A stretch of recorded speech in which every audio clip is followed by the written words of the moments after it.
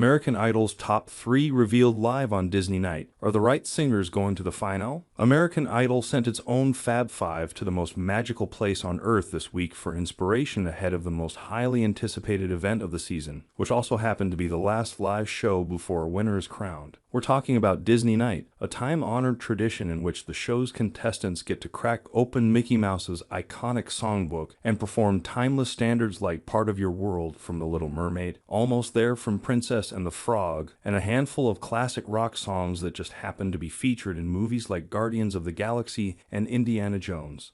Does anyone else feel like this setlist was seriously lacking in pixie dust? Miley Cyrus' The Climb is more of a Disney classic than most of the other songs we heard tonight. Neither Luke Bryan nor Lionel Richie dressed up for Disney Night, shocker. So Katy Perry got gusted up enough for the whole panel, taking the stage dressed as Cinderella right after her stepsisters have ripped her mousestone dress to tatters. But that wouldn't have been enough, certainly not on Katy's last ever Disney Night. Before taking her seat, she transformed into Cindy's full-blown ball gown. Read on for a complete breakdown of Sunday's results, including which 3 singers are heading to next week's Season 22 finale, and which 2 contestants had their idol journeys cut short right before the finish line. When you're done, drop a comment with your thoughts on the top 3 and vote for the person you want to win. Abby kicked, or should we say flipped, off the night with the mermaid empowerment anthem, Part of Your World, a song you can tell she's been singing all her life. The vocals were big, as were the theatrics, but it all worked in a very Disney way. It was also a fun blend of the original arrangement and the updated live-action version. Abby gave us the best of both worlds, as they say, and what could be more appropriate for a song from The Little Mermaid? Abby was feeling the Fleetwood Mac fantasy with her second Disney Night song, The Chain, as heard on the Guardians of the Galaxy Vol. 2 soundtrack. It was a far bolder choice than Part of Your World, and it really allowed for her to let loose and show us what she's capable of. The voice, the confidence, the presence, it was solid. And like Katy, we couldn't help but think back to the Abby we met during auditions. The growth. First of all, can we take a minute to appreciate Almost There as one of the few, if not the only Disney princess songs that actually stresses the importance of working to make your dreams come true, as opposed to simply wishing on a star.